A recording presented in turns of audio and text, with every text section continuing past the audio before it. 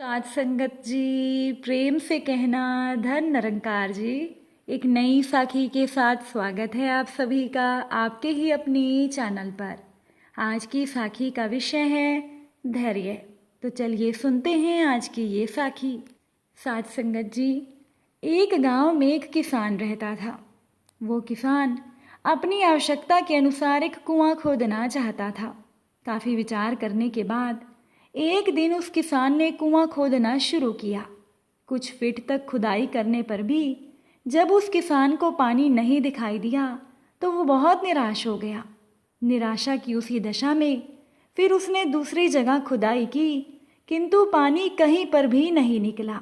इस प्रकार उस किसान ने 6-7 जगहों पर खुदाई की, किंतु उसे पानी नसीब नहीं हुआ। वो बहुत ही दुखी होकर निराश मन से अपने घर लौट आया। अगले दिन उसने सारी बात एक बुजुर्ग व्यक्ति को बताई। उस व्यक्ति ने गंभीरता से किसान की बातों पर विचार करते हुए उसे समझाते हुए कहा, तुमने 5 अलग अलग जगहों पर 6-7 फुट के गड्ढे खोदे, लेकिन फिर भी तुम्हें कुछ हाथ नहीं लगा। यदि तुम अलग अलग जगह पर खुदाई ना करके एक ही जगह पर इतना खोदते तो तुम्हें पानी ज़रूर मिल जाता, लेकिन तुमने धैर्य से काम नहीं लिया और थोड़ा थोड़ा खुदाई करके तुमने अपना निर्णय बदल लिया। आज तुम एकाग्रता से एक ही स्थान पर गड्ढा खोदो और जब तक तुम्हें पानी दिखाई ना दे तब तक तुम खोदना जारी रखना। देखना तुम्हें सफलता ज़रूर मिलेगी। उस दिन किसान ने दृढ़ निश्चय करते हुए एक बार फिर से खुदाई शुरू कर दी। लगभग 25-30 फुट की खुदाई हो जाने पर खेत से पानी निकल आया। ये देखकर किसान बहुत खुश हुआ और मन ही मन उस किसान ने उस व्यक्ति को धन्यवाद कहा। साथ संगत जी, सच तो यही है कि अगर हम धैर्य का दामन छोड़ देंगे तो सफलता अपनी दिशा बदलकर दूर चली जाएगी। यदि किसी कार्य को पूरी एकाग्रता के साथ किया जाए तो हमें उसमें सफलता ज़रूर मिलती है।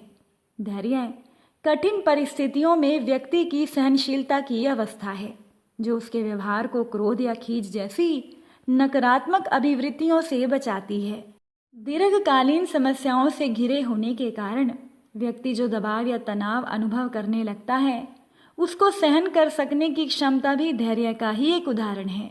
इसीलिए इंसान को मुश्किल परिस्थितियों में धैर्य ज़रूर रखना चाहिए, तभी उसे सफलता मिल सकती है। साथ संगत जी, एक लड़का था जिसका नाम था गोविंद। गोविंद के अंदर धैर्य बिल्कुल भी नहीं था। वो एक काम शुरू करता, थोड़े दिन वो काम करता, फिर उसे बंद करके दूसरा काम शुरू कर देता था। इसी तरह से कई साल बीत चुके थे, लेकिन अभी तक वो गोविंद किसी भी व्यापार में सेटल नहीं हो पाया था। अब गोविंद की इस आदत की वजह से उसके माता पिता बहुत परेशान रहते थे। वो जब भी उससे कोई काम छोड़ने की वजह पूछते तो गोविंद कोई ना कोई कारण बताकर खुद को सही साबित करने की कोशिश किया करता था। और अब तो गोविंद के सुधरने की कोई उम्मीद नहीं दिख रही थी कि तभी पता चला शहर से कुछ दूर एक आश्रम में एक बहुत ही पहुँचे हुए गुरु जी का आगमन हुआ है। दूर दूर से लोग उनके प्रवचन सुनने के लिए आने लगे। एक दिन गोविंद के माता पिता भी उसे लेकर महात्मा जी के पास पहुंच गए। उनकी समस्या सुनने के बाद उन्होंने अगले दिन सुबह सुबह गोविंद को अपने पास बुलाया। गोविंद को ना चाहते हुए भी भोर में ही गुरुजी के पास जाना पड़ा।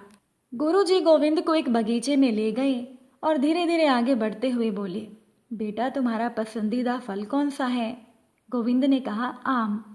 गुरुजी बोले, ठीक है बेटा, जरा वहाँ रखे हुए बोरों में से कुछ आम की गुठलियाँ निकालना और उन्हें यहाँ ज़मीन में गाड़ देना। गोविंद को ये बहुत अजीब लग रहा था, लेकिन गुरुजी की बात मानने के अलावा उसके पास कोई चारा भी नहीं था। उसने जल्दी से गुठलियाँ उठाई और फावड़े से ज़मीन खोदकर उसमें गाड़ दी। फिर वो गोविंद को लेकर महात्मा जी वापस आश्रम में चले गए। करीब आधे घंटे के बाद वो गोविंद से बोले, जरा बाहर जाकर देखना कि उन गुठलियों में से फल निकले हैं या नहीं।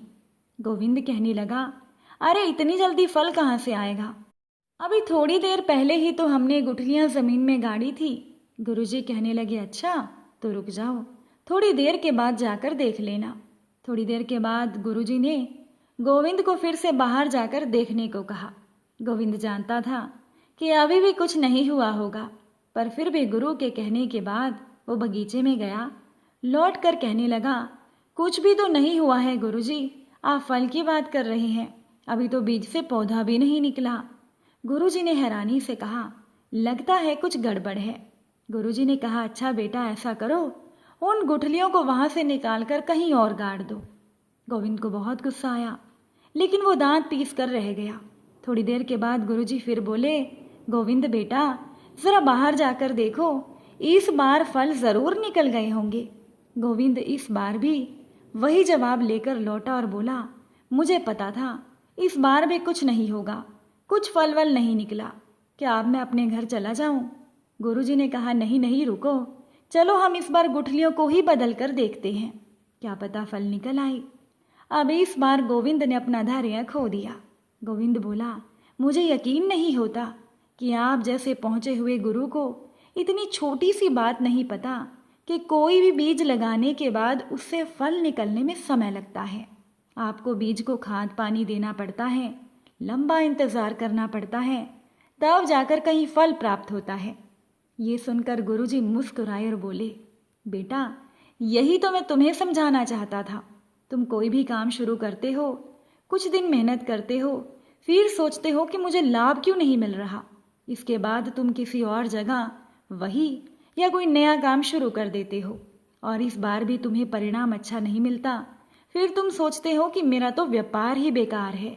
लेकिन एक बात समझ लो, जैसे आम की गुठलियां तुरंत फल नहीं दे सकती, वैसे ही कोई भी काम तब तक अपेक्षित फल नहीं दे सकता जब तक तुम उसे पर्याप्त प्रयत्न और समय नहीं देते। इसीलिए इस बार अधीर होकर कोई काम बंद करने से पहले आम की गुठलियों के बारे में सोच लेना, कहीं ऐसा तो नहीं कि तुमने उसे पर्याप्त समय ही नहीं दिया। अब गोविंद को अपनी गलती समझ में आ गई थी। साथ संगत जी, कोई भी व्यक्ति जो आज सफलता के शिखर पर है, वो एक दिन में सफल नहीं हुआ। उस इंसान ने भी अपनी जिंदगी में बहुत मेहनत की होगी। गोविंद ने भी मेहनत और धैर्य के बल पर जल्दी ही एक नया व्यवसाय खड़ा किया और वो भी एक कामयाब व्यक्ति बन गया। जो व्यक्ति धैर्य से काम लेता है उसको सफलता मिलनी तो निश्चित ही है।